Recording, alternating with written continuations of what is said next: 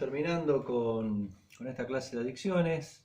Vamos a hablar ahora de consumo problemático de cocaína. Va a quedar pendiente lo que es el consumo problemático de cannabis y de psicofármacos, en particular benzodiazepinas y barbitúricos.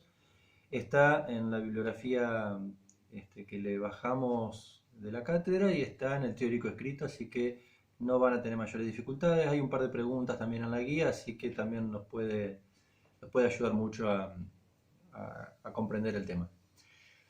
Bien, con respecto al consumo de cocaína, lo que tenemos que saber es el mecanismo de acción. La cocaína tiene en principio un mecanismo de acción muy parecido a los antidepresivos, en particular a los antidepresivos tricíclicos, o sea, bloquea la recaptación de todas las monoaminas, de la noradrenalina, dopamina y serotonina. A diferencia de los tricíclicos, cuando bloquea largo y sostenido, o sea, una vez que agarra el transportador no lo suelta, a diferencia por ahí como decía, de los antidepresivos que tiene un bloqueo un poquito más efímero, bloquea un ratito, sale, vuelve a bloquear, sale. Entonces de esa manera la gran diferencia entre uno y otro es que uno produce adicción, que estamos hablando de la cocaína, y los antidepresivos no. O sea, no le da lugar a la neurona a que haga todos los mecanismos compensadores y de tolerancia. Entonces, en los antidepresivos no producen adicción, cosa que la cocaína obviamente que sí.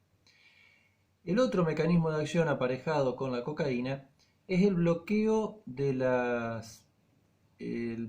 bomba de sodio que está en las neuronas. En realidad, en todas las células tienen bomba de sodio, pero el que nos interesa a nosotros es el que está en la neurona, lo cual dificulta o imposibilita el transporte o el potencial de acción, el recorrido del potencial de acción. Esto va a traer aparejado todo lo que es los efectos anestésicos de la cocaína, así como ciertas parestesias. Uno va a ver en el consumidor crónico que tiene como hormigueos en la cara. Ustedes van a ver que se rascan todo el tiempo la nariz, los ojos, sobre todo cuando están en un estado de intoxicación. Y recuerden que la cocaína, su primer uso, para lo primero que se la empezó a investigar fue para anestésico, justamente anestésico local. A altas dosis, este mismo bloqueo del potencial de acción, todo lo que es la comunicación eléctrica de la neurona, puede llegar a producir paro cardiorrespiratorio, lo cual es muy, muy grave, lógicamente, y es lamentablemente frecuente en la sobredosis de cocaína.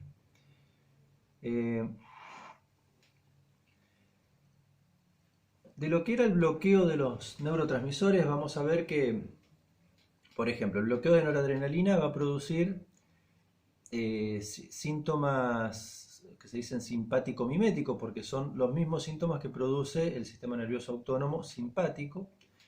Tienen que ver con taquicardia, con hipertensión arterial, midriasis.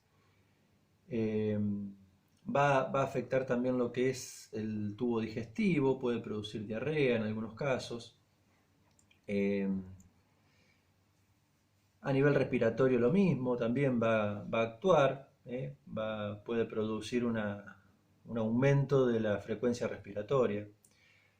El bloqueo de la recaptación de dopamina va a producir un aumento de la dopamina sináptica, lo cual ya sabemos cuáles son, ya lo vimos en en las generalidades y en el alcohol. A nivel de núcleo accumbens, esto es lo que va a reforzar lo que es la dependencia de la cocaína, pero también va a producir todo un aumento de hiperactividad, una disminución del apetito en general, y puede aumentar también el deseo sexual. Como contrapartida, se da un fenómeno en el cual la persona, por aumento de dopamina, tiene aumento del deseo sexual, pero por la mayor actividad adrenérgica, el hombre sobre todo, obviamente, no tiene potencia sexual. Entonces, tiene muchas ganas, pero no tiene con qué. Esa es una de las complicaciones que puede tener el paciente cocainómano. El aumento de la serotonina va a producir un efecto antidepresivo, va a afectar también el sueño, obviamente, y junto con los efectos noradrenérgicos. Esto hace que el paciente cocainómano prácticamente se insomne, no duerme casi nada.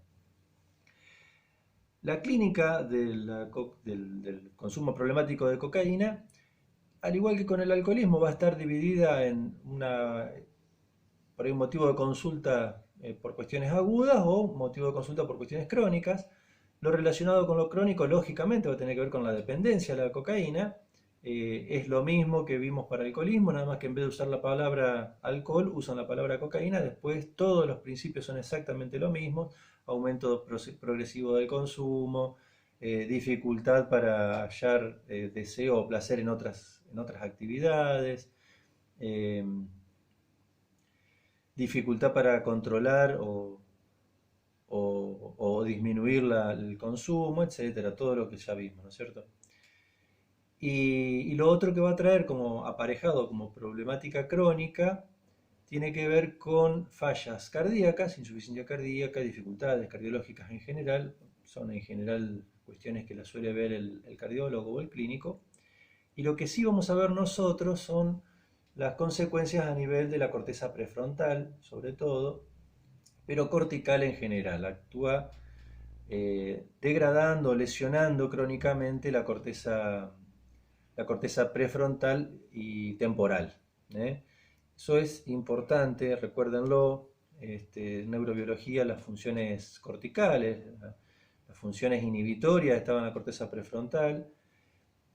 Todo lo que tenía que ver con la cuestión de proyectos, las funciones ejecutivas en general tenían que ver con la corteza prefrontal, así como también lo que era el control emocional estaba en la corteza prefrontal. Entonces, si todo esto se va lesionando, las consecuencias que vamos a tener en un paciente con consumo crónico de cocaína y con deterioro cortical prefrontal va a ser un pobre juicio, una pobre capacidad de decisión, un comportamiento controlado por el ambiente, se dice. O sea, están siguiendo todo el tiempo pequeños estímulos y no pueden concentrarse en una sola tarea. Una hiperactividad, se suelen distraer muy fácilmente. Impulsividad, lógicamente.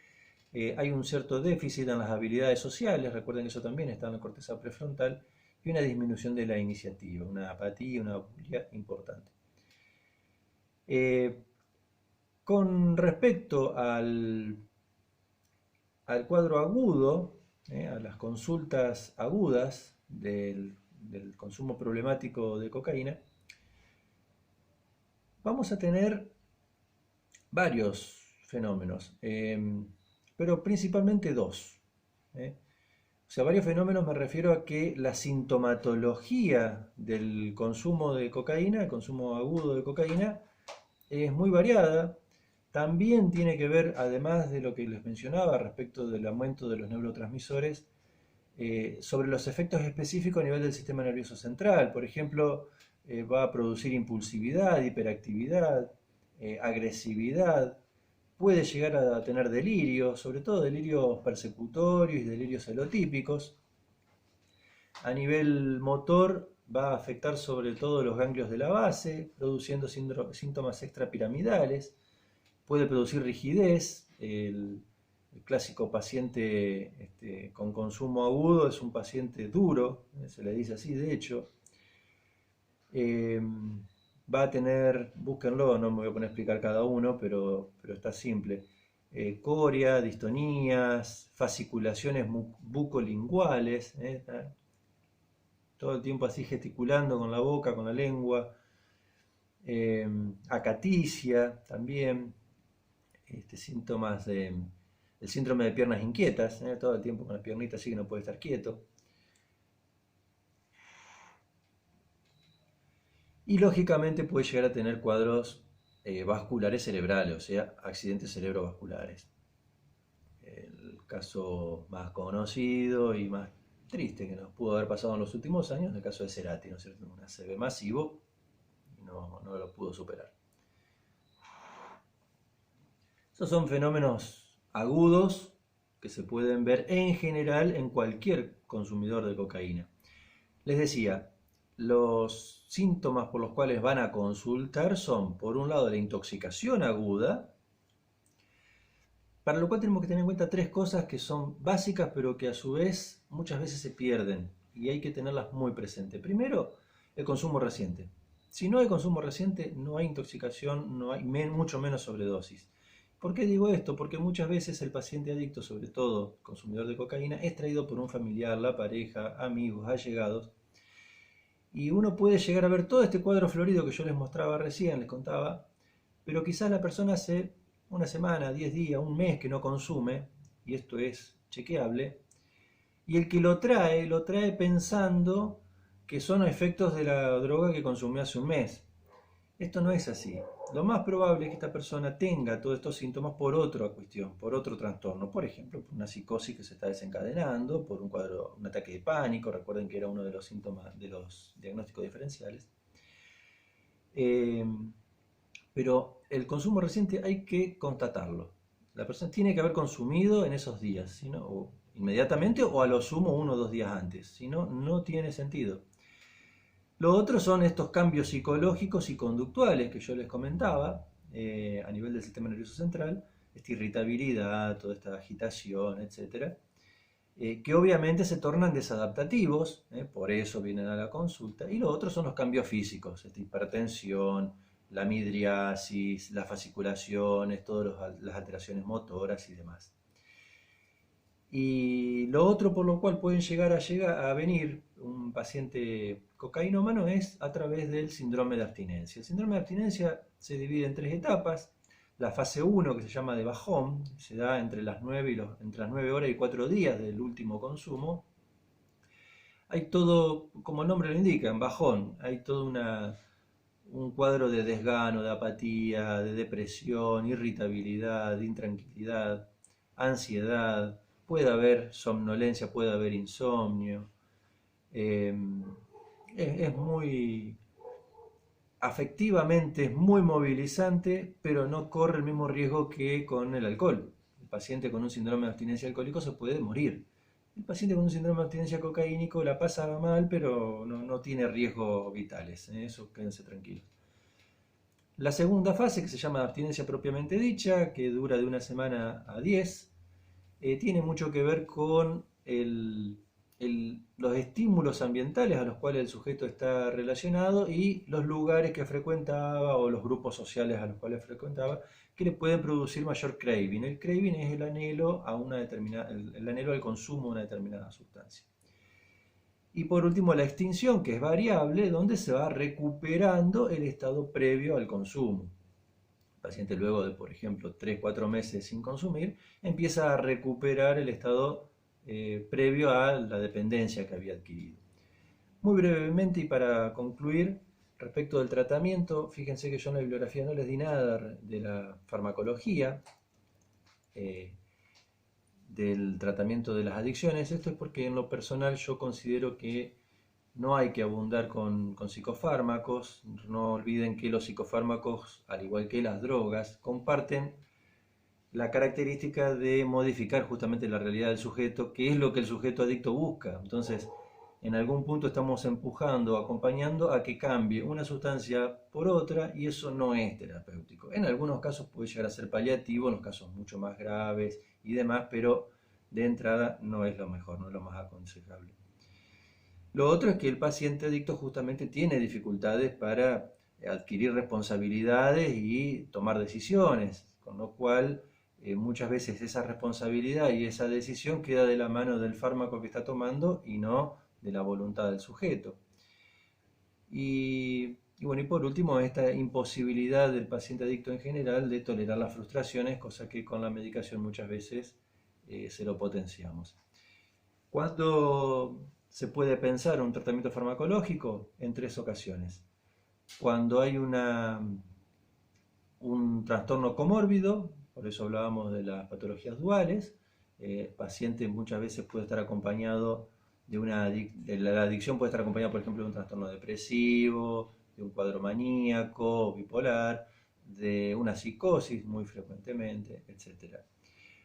Cuando hay una emergencia, en los síndromes de abstinencia o en las sobredosis, cualquiera sean, y cuando hay secuelas. Por ejemplo, recién hablamos de la cocaína, muchas secuelas pueden ser del orden de de este deterioro de la corteza prefrontal, entonces se trabaja sobre eso, el paciente alcohólico se trabaja sobre la demencia, etc. No puedo continuar más por el tema del tiempo, pero nos seguimos viendo en la próxima. Por favor, ante cualquier cuestión, me consultan por las vías habituales. Un abrazo, estamos en contacto.